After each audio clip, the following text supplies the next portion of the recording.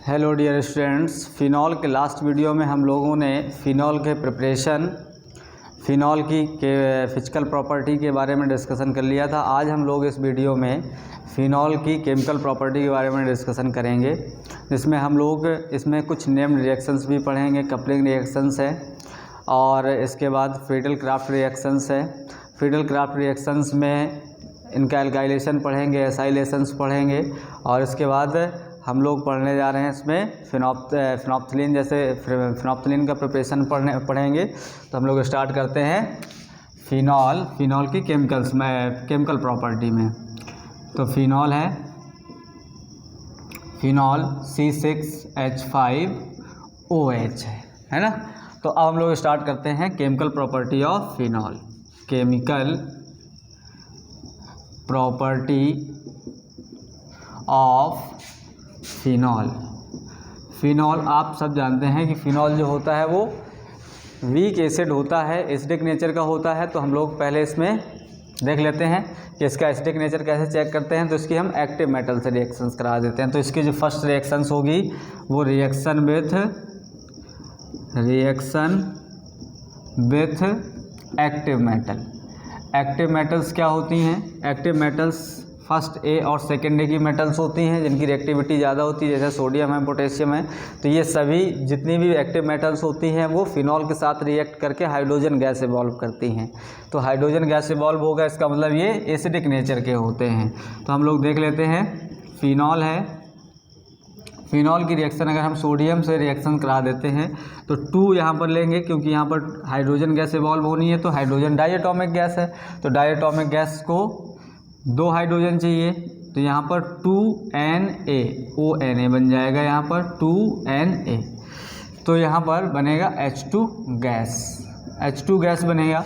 तो यहाँ पर हम लोग इसमें फ़िनॉल से सोडियम मेटल की रिएक्शंस कराते हैं। तो यहाँ पर बनता है सोडियम फिनॉक्साइड मिल जाता है। ठीक है। अब ऐसे ही हम दूसरी रिएक्शंस अगर हम दूसरा मेटल से ले लेंगे तब भी उसमें एक्टिव मेटल है। तो एक्टिव मेटल से रिएक्शंस करके जो फ़िनॉल होते हैं वो हाइड्रोजन गैस बनाते हैं। सेकंड रिएक्शंस है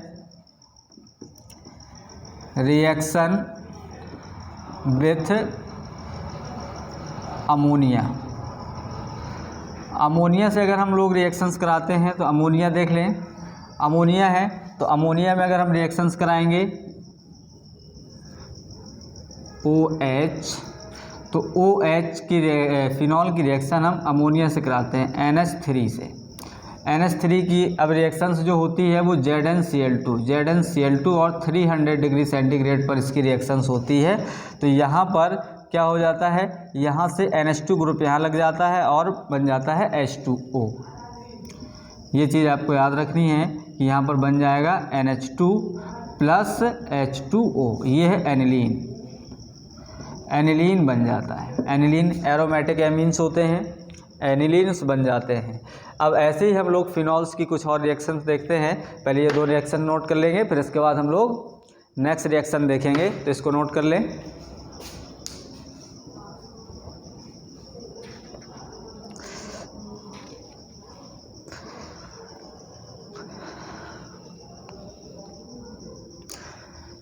अब हम लोग देखते हैं फ़िनॉल की जो नेक्स्ट रिएक्शंस है, थर्ड रिएक्शंस।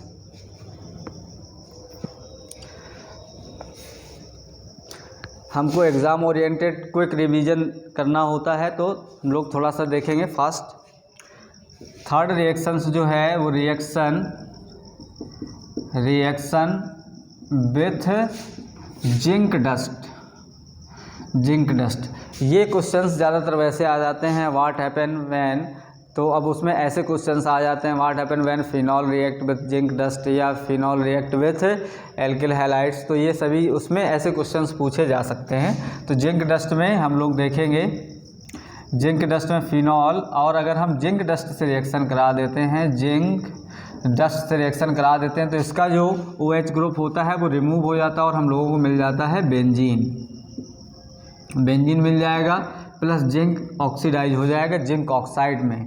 तो यहाँ पर हमें मिल जाता है फ़िनॉल मिल जाता है और इससे यहाँ पर मिल जाता है हमें बेंजीन मिल जाता है। ऐसे ही हम लोग फोर्थ रिएक्शंस देख लेते हैं। फोर्थ रिएक्शंस में क्या होगा, फोर्थ रिएक्शंस में फिनॉल की रिएक्शन अगर हम लोग एल्काइल हैलाइड से करा देते हैं तो इसको हम लोग बोलते हैं एल्काइलेशन।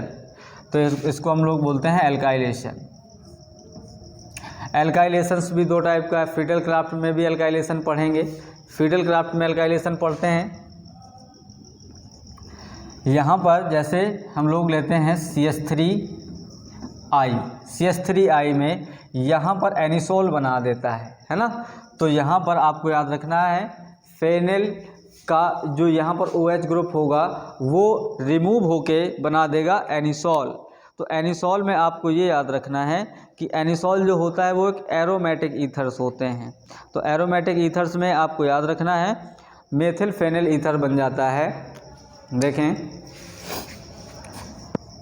यहाँ पर H निकलेगा क्योंकि यहाँ पर जब ये ब्रेक होगा तो H प्लस और OH माइनस में, और यहाँ पर I माइनस और ये प्लस में। तो ये प्लस वाला अटैच्ड हो जाएगा इस माइनस से, I माइनस से, और ये O वाला माइनस से ये यहाँ पर अटैच्ड हो जाएगा। तो यहाँ पर मिल जाएगा हमें, यहाँ पर हमें मिल जाएगा OCH3 प्लस हाइड्रोजन आयोडाइड। तो इसको हम लोग बोलते हैं एनिसोल, एनिसोल बोलते हैं, जो कि एरोमेटिक ईथर है। एरोमेटिक ईथर है, इसका मतलब यहाँ पर ये है कि हमें फिनॉल की रिएक्शन अगर हम कराते हैं तो यहाँ पर एल्काइल हाइड्राइड से तो इसका एल्काइलेशन हो जाता है। तो इसी को हम लोग एल्काइलेशन भी बोल देते हैं। ऐसे हम लोग नेक्स्ट रिएक्शन जो देखेंगे वो एसाइलेशन देख लेते हैं। तो एसाइलेशंस में ये नोट कर लें, फिर इसके बाद हम लोग देखते हैं fifth reactions acylation. Fifth reaction जो है हमारी वो है एसाइलेशन। फिफ्थ रिएक्शन से है हमारी एसाइलेशन। एसाइलेशन है, एसाइलेशंस में क्या है, एसिल ग्रुप। एसिल ग्रुप क्या होता है, जैसे एल्किल ग्रुप होता है CH3 या R ग्रुप होता है एल्किल, लेकिन यहाँ पर RCO ग्रुप। तो यहाँ पर हम कहेंगे COR ग्रुप जो होता है वो एसिल ग्रुप कहलाता है या एसाइलेशन कहलाता है। तो जब भी हम फिनॉल की रिएक्शन हम कराते हैं एसिल ग्रुप से, या इसी को हम लोग कहते हैं asterisk anhydride plus asterisk sodium acetate से रिएक्शंस कराते हैं। तो यहाँ पर हम लोग देख लेते हैं कि एस्टिक एनहाइड्राइड को फार्मूले के तौर पे लिखेंगे तो ऐसे लिख देंगे स्ट्रक्चर बना के CH3CO। अब यहाँ पर जब भी ये आयनाइज होगा तो H प्लस और OH माइनस में, तो यहाँ पर या तो ये बॉन्ड ब्रेक कर लीजिए या तो ये बॉन्ड ब्रेक कर लेंगे। तो बॉन्ड हमने ये ब्रेक कर दिया, तो बॉन्ड ब्रेकिंग में आपको याद रखना है कि यहाँ पर ऑक्सीजन में माइनस और कार्बन पे पॉजिटिव चार्ज आ जाएगा। तो ये नेगेटिव वाला ये पॉजिटिव आ जाएगा इस नेगेटिव ऑक्सीजन पे, और ये H प्लस जुड़ जाएगा यहाँ पर। तो हम लोगों को मिलने वाला है जो इसमें ये CH3COO Na की प्रेजेंस में, सोडियम एसीटेट की प्रेजेंस में रिएक्शंस होती है। तो यहाँ पर देखेंगे कि फिनॉल में O माइनस और O माइनस में ये प्लस वाला जुड़ जाएगा प्लस में। तो यहाँ पर ये हमें जो मिल जाएगा COCH3। तो यहाँ पर और जबकि जो ये H प्लस है वो यहाँ पर अटैच्ड हो जाएगा तो प्लस बन जाएगा CH3COOH। तो यहाँ पर हमें फेनिल एसीटेट मिल जाता है, इसका नाम होता है फेनिल एसीटेट। फेनिल एसीटेट मिल जाता है, ये है acetic anhydride, acetic anhydride, acetic anhydride, और ये फिनॉल है, ये फिनॉल मिल जाता है। तो इसको नोट कर लेंगे। इसके बाद हम लोग देखते हैं बेंजीन की कुछ सब्स्टिट्यूशंस रिएक्शंस। जो ये रिएक्शंस जो होती हैं वो इलेक्ट्रोफिलिक सब्स्टिट्यूशंस रिएक्शंस कहलाती हैं, जिसमें बेंजीन के हाइड्रोजन का सब्स्टिट्यूशन होता है किसी भी इलेक्ट्रोफाइल द्वारा। तो ये नोट कर लेंगे, फिर हम लोग नेक्स्ट रिएक्शन डिस्कस करते हैं। अब हम लोग नेक्स्ट रिएक्शन देखेंगे, जैसे ब्रोमिनेशन है, हैलोजिनेशन देखेंगे, सल्फोनेशन और नाइट्रेशन। तो देखें इसमें 6 रिएक्शंस। इसमें हम देख लेते हैं हैलोजिनेशन। हैलोजिनेशन में हम लोग देखेंगे ब्रोमिनेशन। ब्रोमिनेशन क्यों? ब्रोमिनेशन जो रिएक्शंस होती है वो फेवरेबल होती है, जबकि और जो अन्य रिएक्शंस होती हैं हेलोजिनेशंस की वो फेवरेबल कंडीशन में नहीं होती हैं। तो ब्रोमिनेशन में देखेंगे तो ब्रोमिनेशन दो टाइप से हम यहाँ पर करा सकते हैं। तो यहाँ पर जैसे हम लोग फिनॉल लेते हैं, फिनॉल को हम दो कंडीशंस में रिएक्ट करा सकते हैं। फिनॉल को हम दो कंडीशन में रिएक्ट करा देंगे। तो फिनॉल को अगर हम रिएक्ट कराएंगे, ये देखें, फिनॉल को हम दो कंडीशन में रिएक्ट कराते हैं। या तो हम इसको Br2 और कार्बन डाइसल्फाइड की प्रेजेंस में रिएक्ट करा सकते हैं, या तो हम Br2 वाटर की प्रेजेंस में हम इसको रिएक्ट करा देते हैं।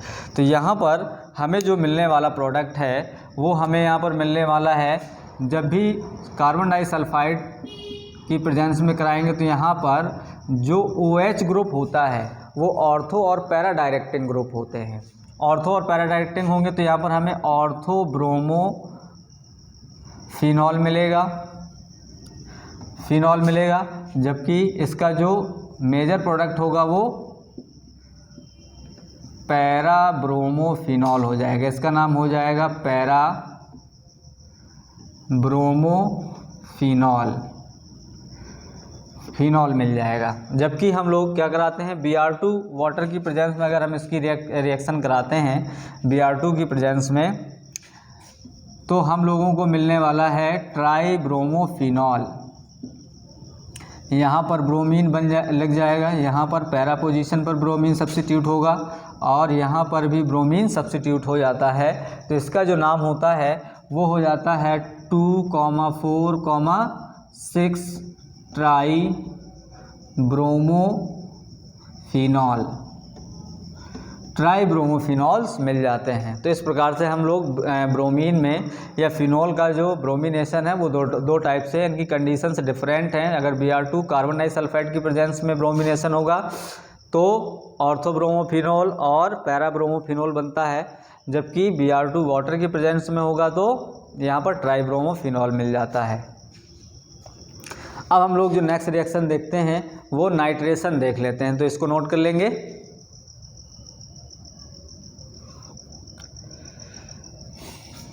अब हम लोग देखते हैं जो नेक्स्ट रिएक्शन है वो है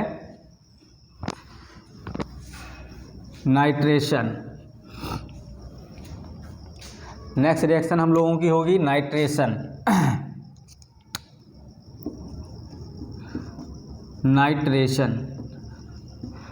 नाइट्रेशन एक्चुअल में नाइट्रेशन भी दो टाइप से होता है, अलग अलग कंडीशंस में होते हैं और इनके प्रोडक्ट भी डिफरेंट मिलते हैं।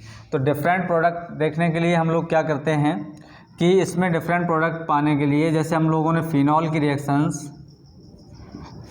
रिएक्शन दो टाइप से नाइट्रेशन होता है इनका। फर्स्ट रिएक्शंस में जैसे 20% HNO3 कोल्ड कंडीशन में लिया जाता है, जबकि यहाँ पर कंसनट्रेटेड HNO3 विथ H2SO4 लिया जाता है। ये बात आपको याद रखनी चाहिए कि जो नाइट्रिक एसिड है वो फिनॉल को ऑक्सीडाइज कर देता है, लेकिन यहाँ पर कोल्ड कंडीशन में और 20% मतलब डाइल्यूट है, डाइल्यूट HNO3 कोल्ड कंडीशन में इनको ऑक्सीडाइज नहीं करता है, तो यहाँ पर सब्स्टिट्यूशन करा देता है। जबकि यहाँ पर ऑर्थोनाइट्रोफिनॉल प्लस पैरा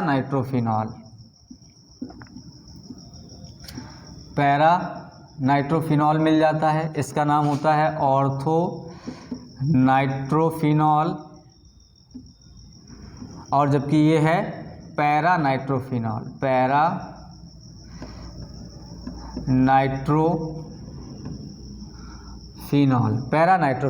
मिल जाते हैं। ऑर्थोनाइट्रोफिनॉल पैरानाइट्रोफिनॉल्स में कई बार ऐसे क्वेश्चंस पूछे गए हैं कि यहाँ पर ऑर्थोनाइट्रोफिनॉल और पैरानाइट्रोफिनॉल में पैरानाइट्रोफिनॉल का जो बॉइलिंग पॉइंट्स होता है वो ज़्यादा होता है।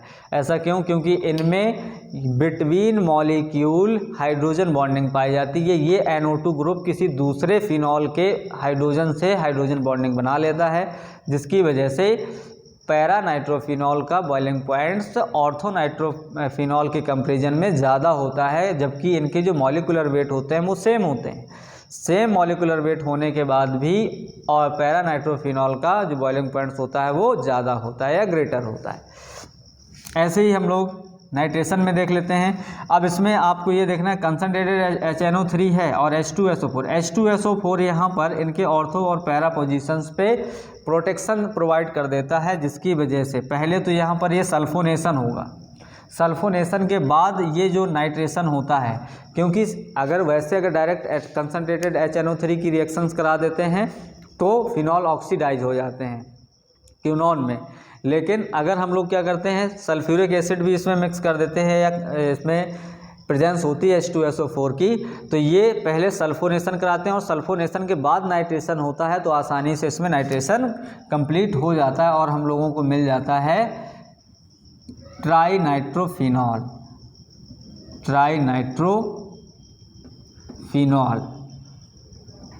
NO2। तो ये है ट्राईनाइट्रोफिनॉल 2,4,6 ट्राईनाइट्रोफिनॉल।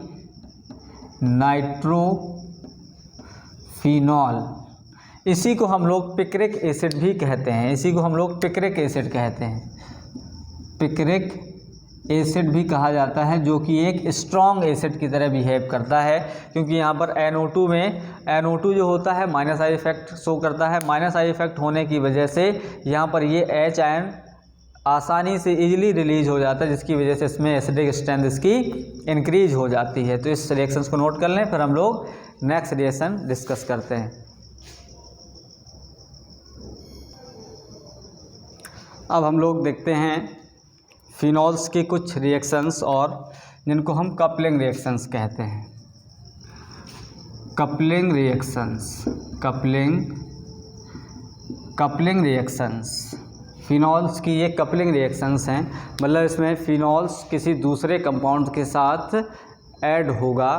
तो इसमें हम लोग सबसे पहले देख लेते हैं बेंजीन डाइजोनियम सॉल्ट के साथ reaction with benzene diazonium salt. तो इसमें फर्स्ट रिएक्शन देखेंगे, रिएक्शन विथ बेंजीन डाइएजोनियम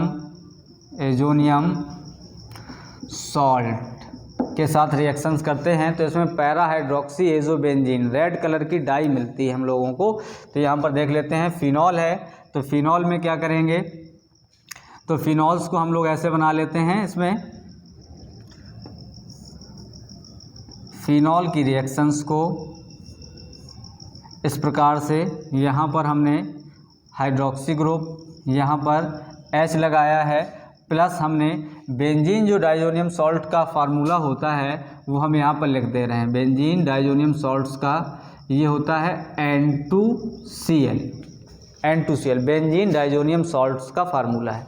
तो यहाँ पर हम लोग क्या करते हैं, यहाँ पर Cl और यहाँ पर माइनस और यहाँ पर प्लस में आ जाएगा, यहाँ पर N ऐसे कर देते हैं N, और यहाँ पर ये बेंजीन लगी होगी, बेंजीन। तो ये बेंजीन डाइजोनियम सॉल्ट्स है, तो यहाँ से ये एक HCl रिमूव हो जाता है और ये डायरेक्ट इसमें अटैच्ड हो जाएंगे। तो ये जो प्रोसेस होता है ये सोडियम हाइड्रोक्साइड की प्रेजेंस में होता है। तो इससे हमें जो रेड कलर की डाई मिलती है वो हमें मिलता है OH बेंजीन N और यहाँ से हम लोगों को मिलता है बेंजीन का ये रिंग। तो इसको हम लोग बोलते हैं पैरा हाइड्रोक्सी एजोबेंजीन। ये एक रेड कलर की डाई होती है, तो ये भी एक कपलिंग रिएक्शंस का एग्जाम्पल है, ये याद रखेंगे। ये कई बार एग्जाम्पल्स बोर्ड में पूछे गए हैं, तो इनको कंप्लीट कर लीजिएगा। ये है फिनॉल और इसका नाम है बेंजीन डाइजोनियम क्लोराइड, बेंजीन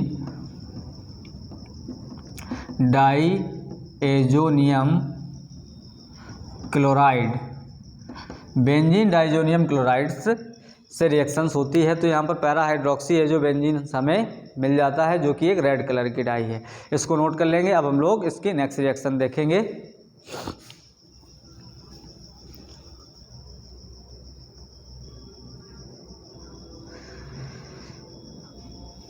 अब हम लोग देखते हैं इसकी नेक्स्ट रिएक्शंस, कपलिंग रिएक्शंस में ही है, reactions with phthalic anhydride.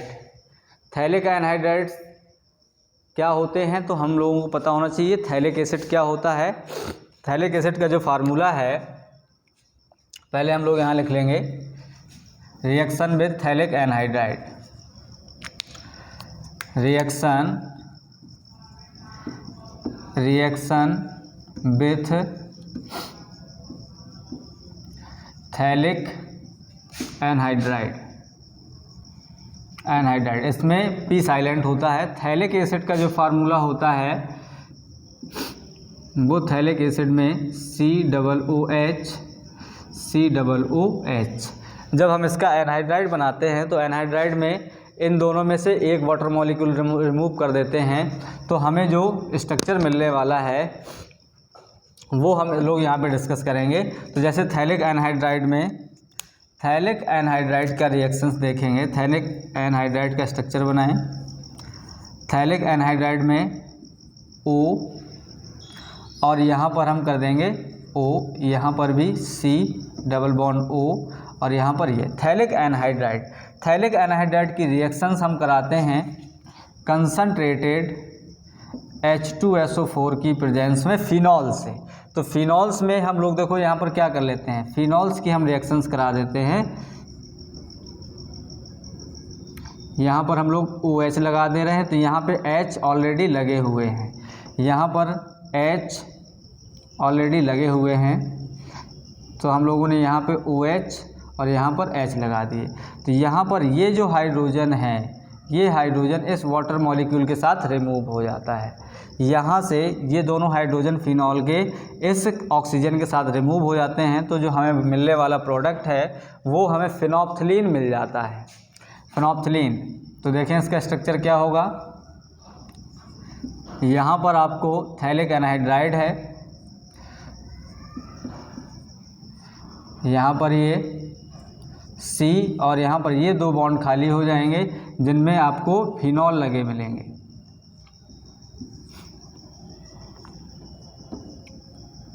Phenols लगे मिलते हैं, तो इसको हम नाम देते हैं OH। इसका नाम होता है फिनोप्थिलीन। इसमें जो नाम होता है इसका नाम होता है फिनोप्थिलीन, यहाँ लिख दे रहे हैं